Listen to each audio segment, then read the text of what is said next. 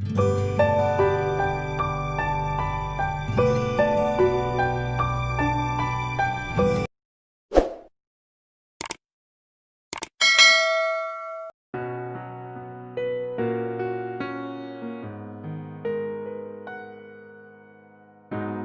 बच्चों,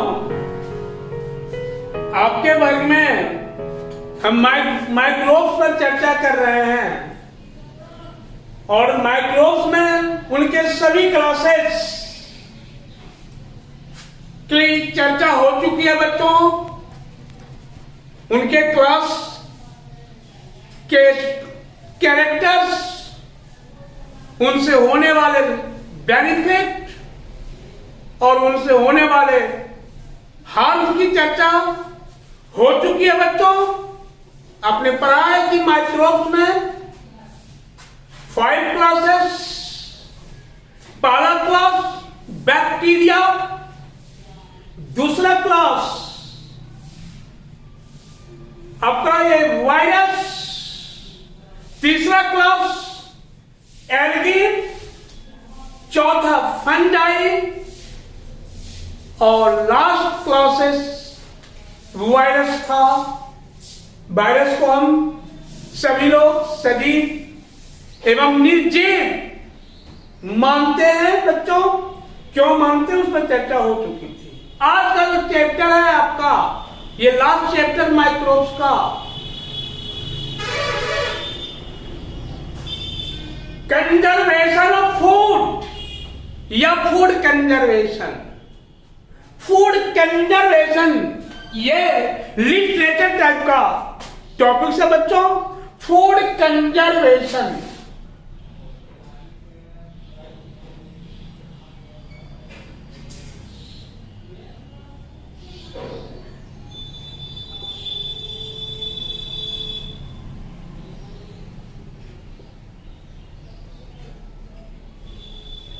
भोजन संरक्षण स्वाभाविक है। हम जिसका उपयोग करेंगे उसे तो हमें कंजर्व के रखना ही पड़ेगा, उसे हमें सेफ रखना पड़ेगा। हम अगर सेफ नहीं रखते हैं बच्चों तो फिर हम उसका उपयोग कर ही नहीं सकते, हमारे रिक्वायरमेंट की पूर्ति हो ही नहीं सकती। हमें ये असमय पर जिस समय उनका सीजन नहीं होता वो हमें प्राप्त हो नहीं सकते। तो खाद्यान्नों को सूक्ष्म जीवों से बचाना और भविष्य में उनका उपयोग करना ही कहलाता है फूड कंजर्वेशन। फूड कंजर्वेशन बच्चों, what is food conservation? What is food conservation? तो फूड मटेरियल्स को, भोज्य पदार्थों को या खाद्यान्नों को जिसे हम उपयोग करते हैं बच्चों, तो फूड मटेरियल्स को, फूड मटेरियल को डिस्ट्रॉय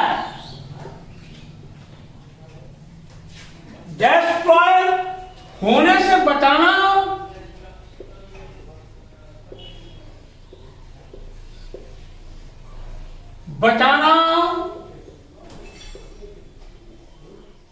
तथा फ्यूचर में उनका यूज करना,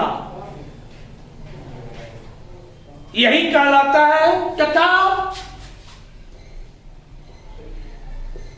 फ्यूचर में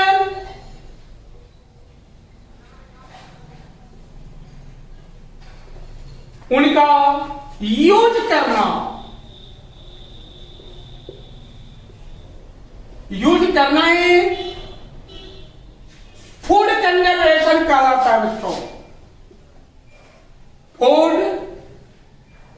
कंजर्वेशन,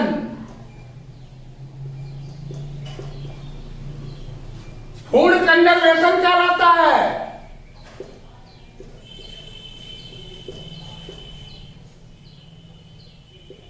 तो बच्चों आप समझ गए what is food conservation? What is food conservation?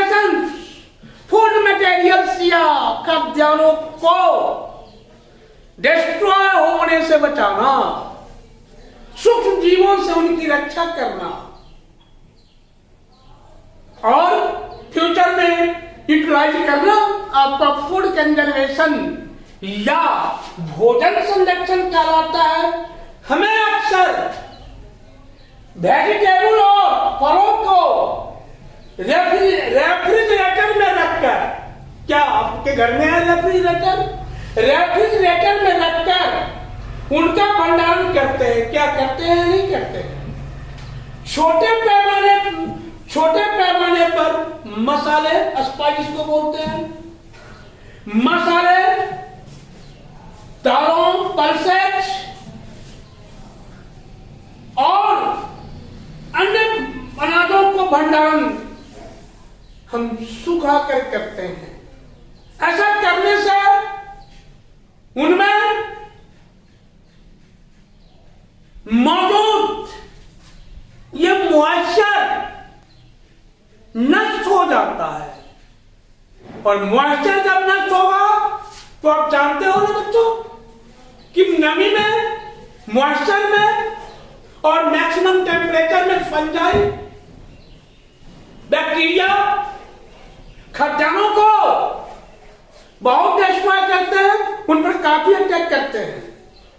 तो फल एवं वेजिटेबल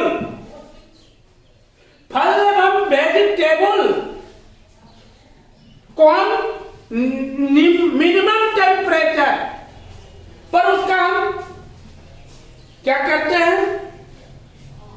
तो भंडारण करते हैं बच्चों। ये fruits and vegetables, fruits and vegetable का स्टोरेज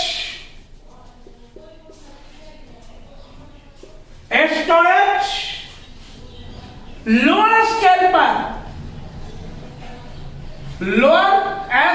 पर, निम्न पैमाने पर रेफ्रिजरेटर,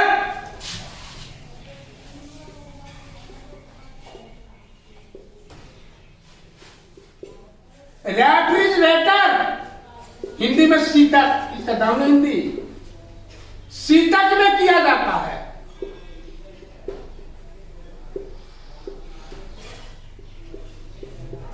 आपने देखा बच्चों,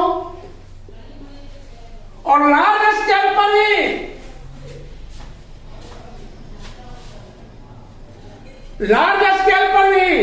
पर लोअर स्केल की चर्चा करो। लोअर स्केल पर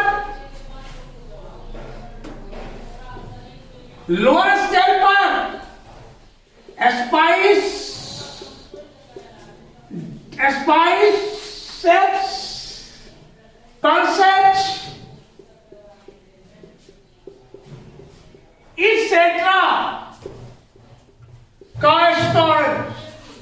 इसेट्रा का स्टोर हम डिब्बों में, क्लोज्ड डिब्बों में करते हैं।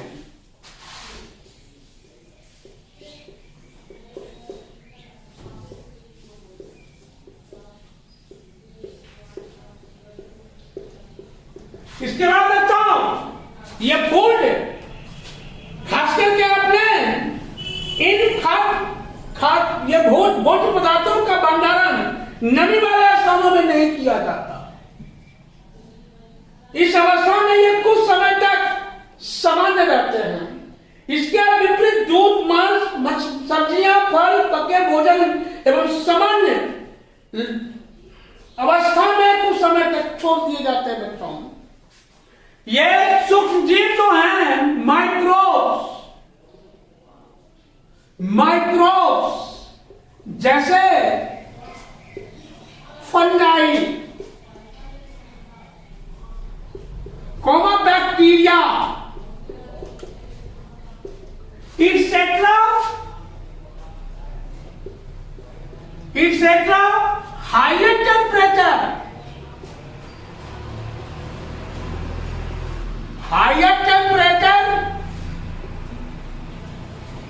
एवं मैक्सिमम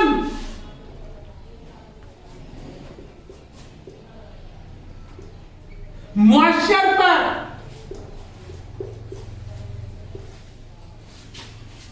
काफी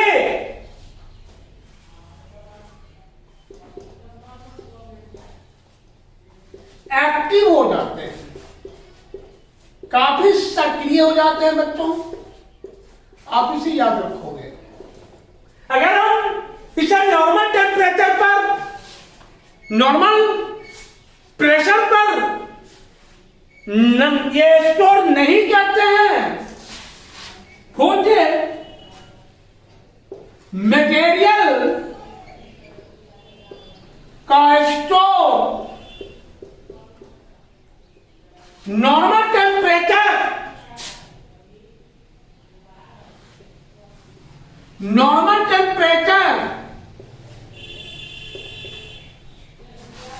एवं मॉइस्चर पर, नॉर्मल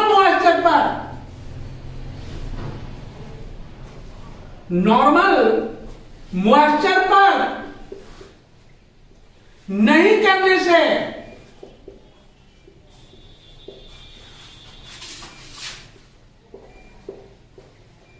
वे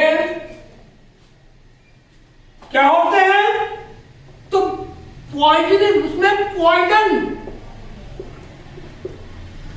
का प्रॉब्लम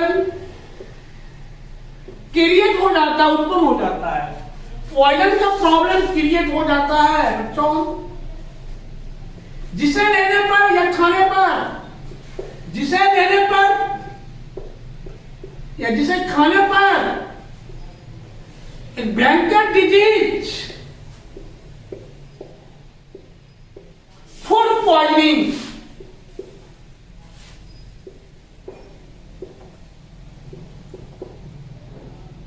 हिंदी में भोजन विषाक्तन, फूड पॉइजनिंग का प्रॉब्लम हो सकता है बच्चों। इसलिए फूड पॉइजनिंग का प्रॉब्लम हो सकता है। इसलिए ये फूड पॉइजनिंग या पॉइजन युक्त फूड में या लंबे समय से स्टोर फूड में क्या होता है, तो वह रॉट कर जाता है। लंबे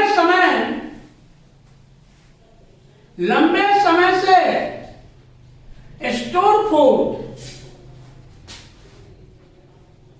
रॉट कर जाता है, सड़ जाता है, रॉट कर जाता है,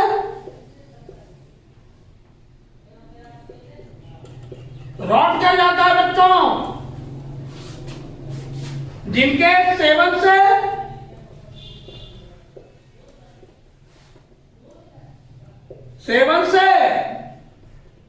जिनके सेवन से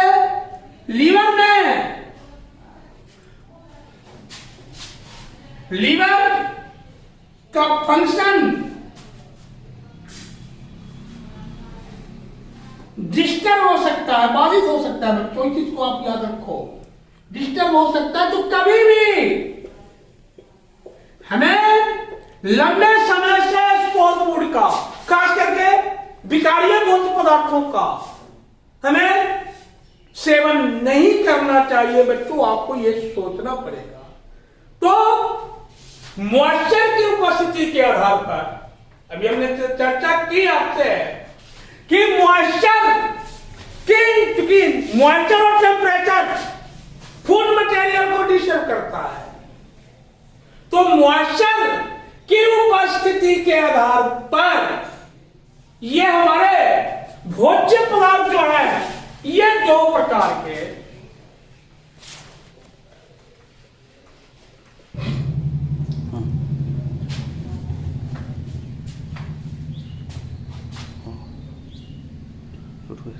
मॉइस्चर की उपस्थिति के आधार पर बच्चों हमारे फूड मटेरियल दो प्रकार के होते हैं।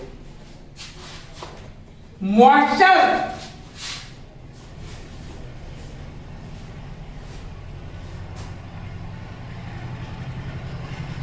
की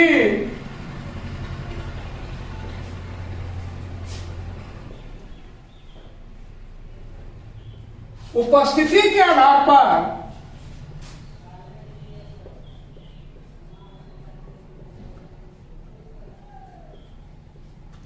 फूड मटेरियल दो प्रकार के हैं।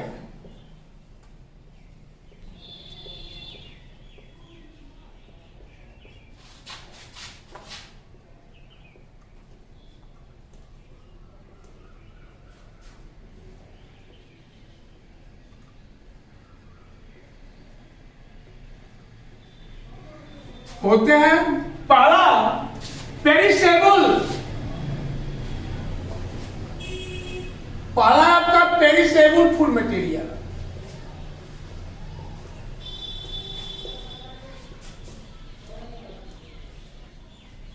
फूड मटेरियल हिंदी में इसको बोलते हैं विकारीय भोज्य पदार्थ। विकारीय भोज्य पदार्थ जिन भोज्य पदार्थों में मॉइस्चर की अधिकता, नमी की अधिकता होती है, मैक्सिमम मॉइस्चर की उपस्थिति में, मैक्सिमम मॉइस्चर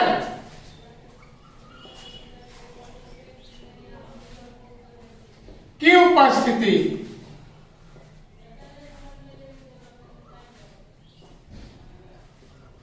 वाला भोज्य पदार्थ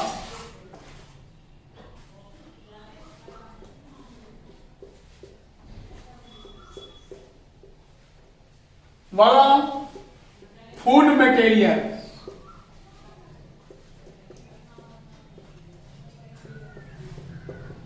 जैसे एग्जाम्पल के तौर पर आप देख लें, जितने भी फ्रूट्स हैं और जितने भी वेजिटेबल्स हैं, ये सभी हमारे पेरिसेबल फूड मटेरियल है। All fruits and vegetables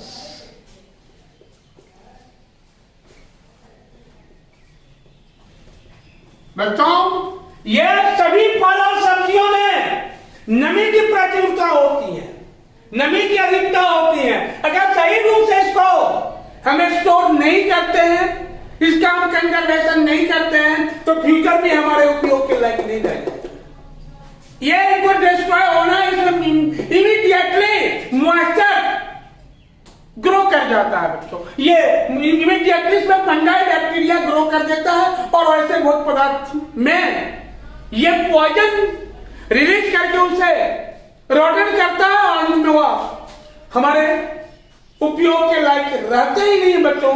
इसलिए ये जितने भी फल सब्जियां नमी वाला भोज्य पदार्थ, जैसे टमाटर है, देखो टमाटर का 60% पार्ट खेतों में तैयारी करने के पहले वो नष्ट कर जाता है।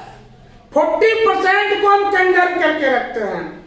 फल में आपका ऑरेंज है, अगर उसको हम भंडारण नहीं करें सही ढंग से लो टेम्परेचर पर, तो हमारे उपयोग के लायक नहीं रहेंगे बच्चों। तो दूसरा आपका ये भोज्य पदार्थ जो है नॉन पेरिसेबल फूड मटेरियल, तो ये जो भी ये ऑल वेजिटेबल्स एंड फ्रूट्स या ऑल फ्रूट्स एंड वेजिटेबल्स, जितने भी फल और सब्जियां हैं, इनका भंडारण हम करते हैं कोल्ड स्टोरेज।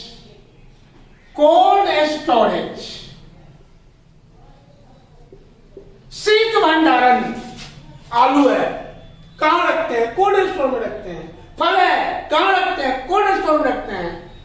घर में उपयोग के लायक है, घर में बनाते हैं, थोड़ा बहुत घर में रखते हैं खाने की सब्जी के रूप में, तो उसको हम फ्रिज में रखते हैं और मिनिमम टेम्परेचर होता है फ्रूट है, बहुत बड़ा भंडारण करना है, लार्ज स्केल पर भंडारण करना है, तो हम उसे कोल्ड स्टोर में भंडारण करते हैं। तो बच्चों, जो भी हमारा पेरिशेबल फूड मटेरियल है, अर्थात जिनमें मॉइस्चर की मात्रा मैक्सिमम होती है, वैसे फूड मटेरियल का स्टोर या स्टोरेज हम कोल्ड स्टोर में करते हैं।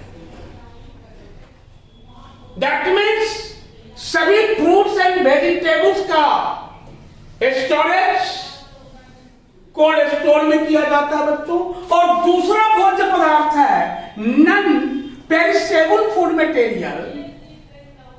नन पेरिशेबल फूड मटेरियल, इसको हम बोलते हैं विकारीय अविकारीय भोज्य पदार्थ।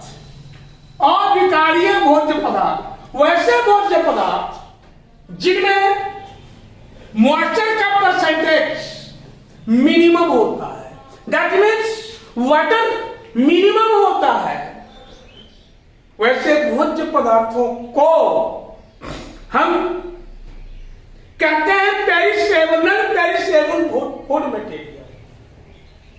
और ये अविकारीय भोज्य पदार्थ जैसे आपका गेहूं हुआ, चना हुआ, मूंग हुआ, दाल हुआ, सूजी है, मैदा है, ये सारे के सारे नॉन पेरिशेबल फूड मटेरियल हैं।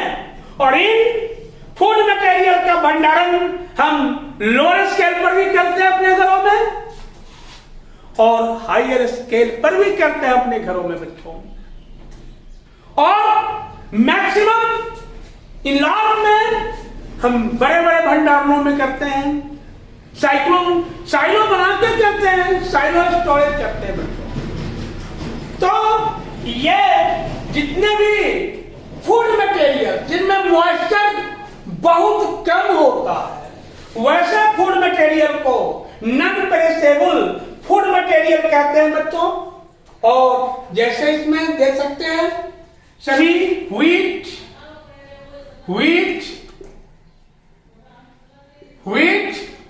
सूजी, मैदा एक्सेट्रा, ये सभी, क्योंकि इसमें वाटर की मात्रा कम होती है बच्चों। आप देखते हो अपने घर में जब आपके खलिहानों से अनाज तैयार होके आता है, तो आपके पापा या घर के अन्य मेंबर उस अनाज को वैसे भंडारण नहीं करते, उसको बोरा में पैक करके वैसे नहीं रख देते हैं बच्चों। अगर वैसे रखेंगे तो उसमें फंजाई पनप जाएगा, क्योंकि उसमें मॉइस्चर है। तो उसे कड़ी धूप में सुखाकर उसे बिल्कुल ड्राई कर लिया जाता है बच्चों।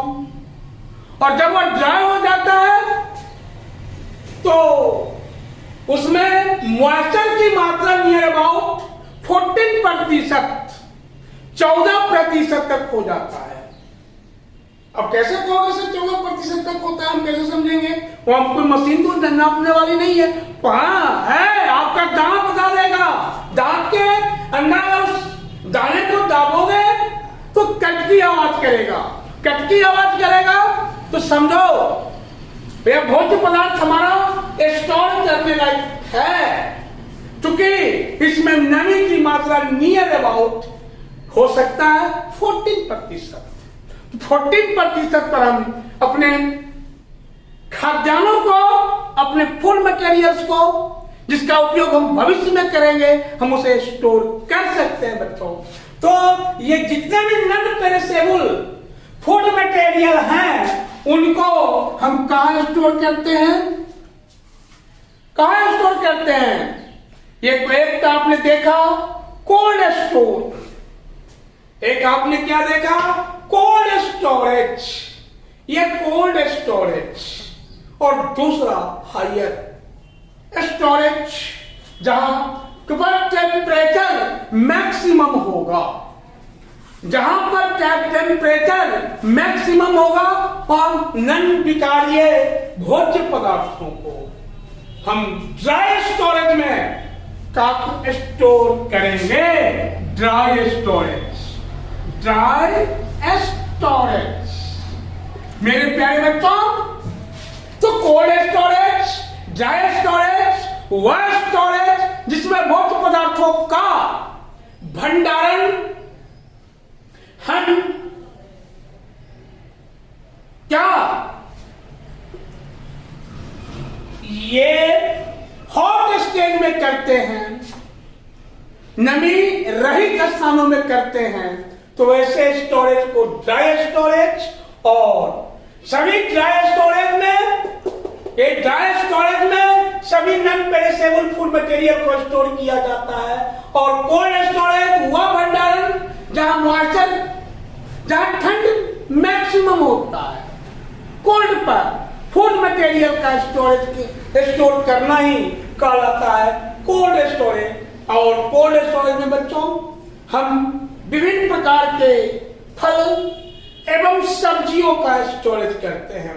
अपने देश में एक और स्टोर होता है जिस स्टोर को हम बोलते हैं साइलो, साइलो स्टोरेज, साइलो, ये silo.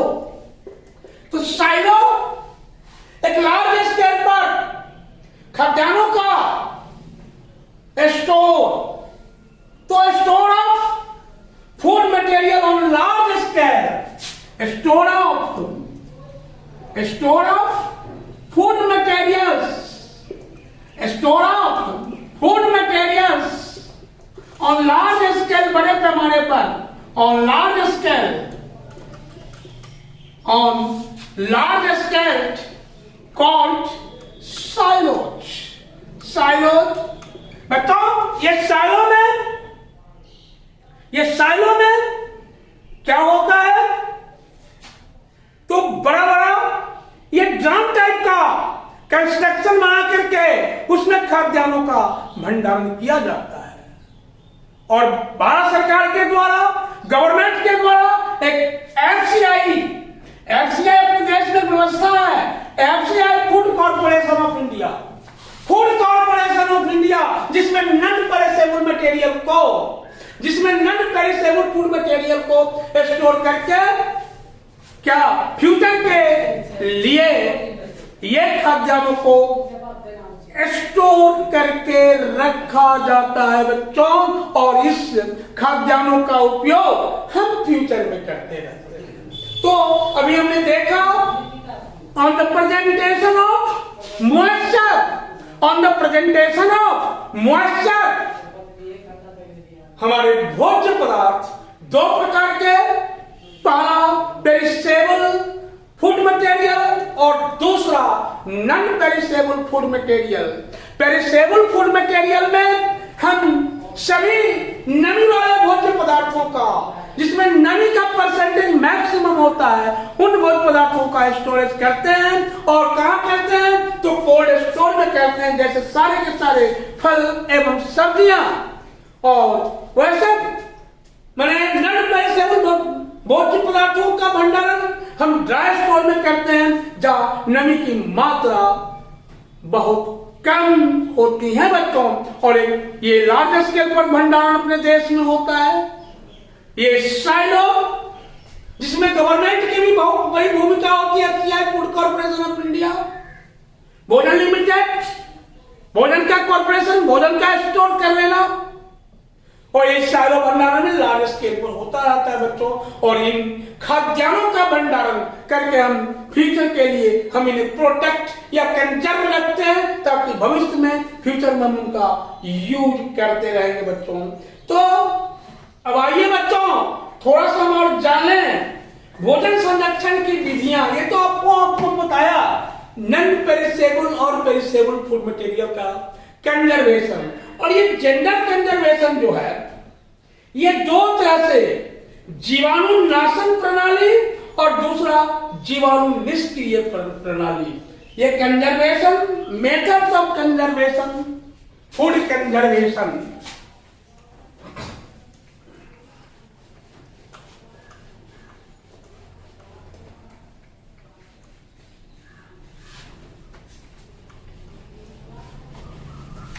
Method of food conservation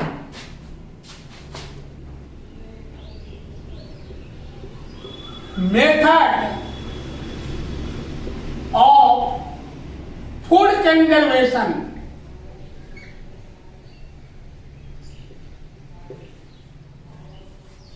भोजन संरक्षण की विधियां conservation methods of food conservation. तो दो मेथड से दो विधि से हम फूड को कंजर्व करते हैं बच्चों जनरली। पहला है जीवाणुनाशन प्रणाली या बैक्टीरिया डिस्ट्रॉय सिस्टम। ये bacteria destroy system, bacteria destroy system, जीवाणुनाशन प्रणाली। और दूसरा bacteria inactive system, bacteria inactive system, bacteria inactive.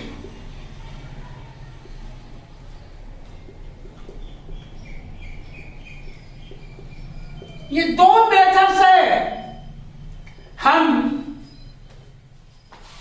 Microbes को कंट्रोल करके फूड को कंजर्व कर सकते हैं बच्चों।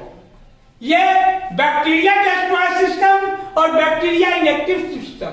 बैक्टीरिया डिस्ट्रॉय सिस्टम में हम क्या करते हैं बच्चों? तो बैक्टीरिया को नष्ट कर देते हैं, सूक्ष्म जीवों को नष्ट कर देते हैं। फंगाई को भी नष्ट करना, फंगाई डिस्ट्रॉय सिस्टम, इन्हें हम डिस्ट्रॉय कर देते हैं किसी चीज के सारे, किसी मेथड के सारे। वैसे भी वैसे साधनों का हम इसमें छोड़, इसको रहने ही नहीं देते ताकि इसमें सूक्ष्म जीव पनप सकें, ग्रो कर सकें। उस तरह के मेथड को अप्लाई करके हम इसे दूर कर लेते हैं। दूसरा आपका बैक्टीरिया इनएक्टिव सिस्टम। तो बैक्टीरिया इनएक्टिव सिस्टम बच्चों, बैक्टीरिया इनएक्टिव सिस्टम में जीवाणु को निष्क्रिय करके, माने जीवाणु को एक्टिव नहीं रहने देते हैं, तो ऐसे सिस्टम को हम कहते हैं बैक्टीरिया इनएक्टिव सिस्टम। माने बैक्टीरिया को नॉन फंक्शनेट कर देते हैं, वो काम ही नहीं कर सके। ये बैक्टीरिया को क्या करते हैं? नॉन फंक्शनेट, नॉन फंक्शनेट, नॉन फंक्शनेट, माने अब ये काम करने योग्य इसको हम रहने नहीं देते हैं, और इसे कहते हैं जीवाणु निष्क्रिय प्रणाली। और ये बैक्टीरिया इनएक्टिव सिस्टम निम्नांकित प्रकार के हो सकते हैं बच्चों। ये बैक्टीरिया इनएक्टिव सिस्टम निम्नांकित प्रकार के। पहला है dehydration, conservation from dehydration, conservation from dehydration, conservation from dehydration माने निर्जलन द्वारा संरक्षण। ये कंजर्वेशन फ्रॉम डिहाइड्रेशन, निर्जलन द्वारा संरक्षण। दूसरा है से conservation from salt and glucose, conservation from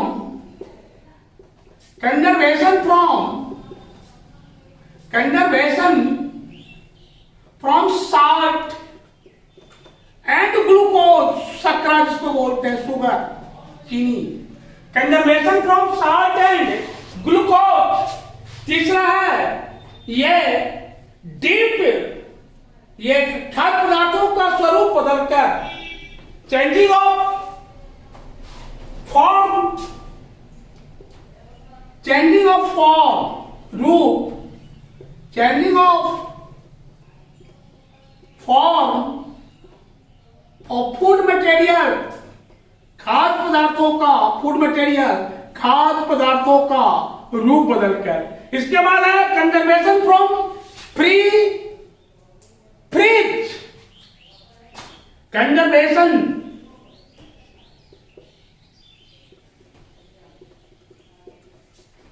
from freeze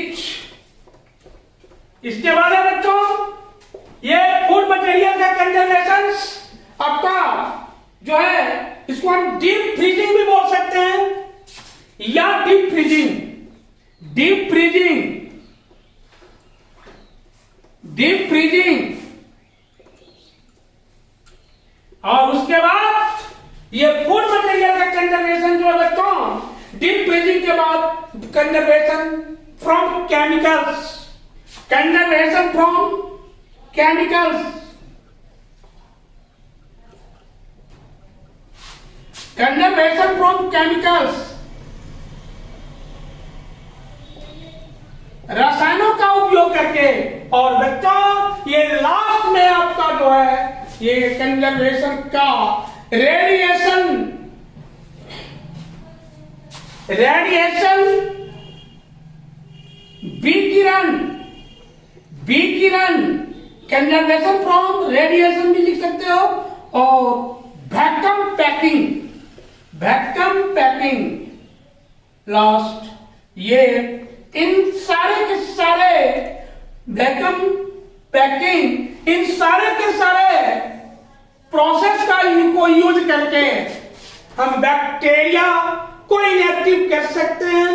और बैक्टीरिया को इनएक्टिव करके हम अपने फूड मटेरियल, चाहे वो पेरिसेबल हो या नॉन पेरिसेबल फूड मटेरियल हो, उन्हें हम कंजर्व कर सकते हैं और फ्यूचर में हम इसका उपयोग कर सकते हैं बच्चों में। जैसे कंजर्वेशन फ्रॉम डिहाइड्रेशन, देख लो, निर्जलन, क्या निर्जलन, कड़ी धूप में सुखाकर, कड़ी धूप में सुखाकर खाद्यान्नों को, उसमें उपस्थित मॉइस्चर को हम अलग रिमूव कर लेते हैं, वही हुआ डिहाइड्रेशन। निर्जलन कर लेते हैं, डिहाइड्रेट कर देते हैं with the help of light, temperature के सहारे। दूसरा है आपका conservation of salt and glucose. आप देखते हैं घर में, अपने घर में आपकी माता जी अचार बनाती हैं, तुरंत उसमें हल्दी काट के, तुरंत उसमें उसे काट करके नमक डालती हैं, हल्दी डालती हैं। नमक डालने का मतलब, वो साल्ट डालने का मतलब वो कंजर्व हो गए हैं। आपका फूड मटेरियल वो जल्दी रॉट नहीं करेगा बच्चों, उसमें बैक्टीरिया एक्टिव हो ही नहीं सकता है। ये भी एक साइंटिफिक मेथड है बच्चों। उसके बाद है चीनी डाल करके कुछ भोज्य पदार्थों को, जैसे आप रसगुल्ला बनाते हैं या कोई क्या कहते हैं मिल्क का चीज बनाते हैं, उसमें चीनी से उसमें डालते हैं, चाशनी डाल के देते हैं, तो लंबे समय तक, कुछ दिनों तक आप उसका उपयोग इजीली कर सकते हैं बच्चों। अब changing form of food material, भोजन के रूप को बदलकर, जैसे आप मछली है, उसमें नमक तो डालते ही, हल्दी डालते हुआ कंजर्व हो गया, उससे भी अधिक दिनों तक आपको चलाना है, रखना है, उसको सेव रखना है, तो आप उसको क्या तेल में तल लेते हैं, वहां रूप उसकी बदल जाती है, तो आपका कंजर्व हो गया। कुछ समय तक आप उसका यूज कर सकते हैं बच्चों। अब conservation from freezing, deep freezing, नियमित ताप पर, लोअर टेम्परेचर पर, जैसे फ्रिज वगैरह में आप जो डालते हैं और वहां उसको कंजर्व करते हैं, जिससे आपका फूड मटेरियल क्या हो जाता है बच्चों, कंजर्व हो जाता है, संरक्षित हो जाता है। और कंजर्वेशन फ्रॉम केमिकल्स, जैसे sodium benzoate, sodium benzoate, potassium benzoate इत्यादि केमिकल्स को आप जेली में, फ्रूट के जूस में डालते हैं और यह जूस या जेली लंबे समय तक आपके उपयोग के लायक रह जाते हैं, क्योंकि इसमें बैक्टीरिया इनएक्टिव हो जाता है बच्चों। उसके बाद है रेडिएशन प्रोसेस के द्वारा, ये तो बिल्कुल साइंटिफिक प्रोसेस है, इससे भी विकिरण क्रिया द्वारा हम भोज्य पदार्थों का क्या करते हैं, कंजर्वेशन करते हैं। लास्ट में वैक्यूम पैकिंग, देखते हो पैक करके बहुत सारे फूड मटेरियल आते हैं, निर्माण करके एक डिब्बे में बंद करके आपको ये सप्लाई होता रहता है, इसी को कहते हैं वैक्यूम पैकिंग। और ऐसे भोज्य पदार्थ जो पैक किया हुआ भोज्य पदार्थ होता है, हम उसका यूज काफी लंबे समय तक कर सकते हैं बच्चों। तो आज आपका ये माइक्रोब चैप्टर समाप्त हुआ। इस चैप्टर में किसी बच्चे को कहीं से कोई प्रॉब्लम हो तो आप ट्वीट करके पूछ सकते हैं बच्चों, मैं इसका क्विक आपको बताऊंगा। और आगे जब मिलेंगे बच्चों हम सभी लोग तो फिर नेक्स्ट चैप्टर पर की चर्चा करेंगे। धन्यवाद बच्चों।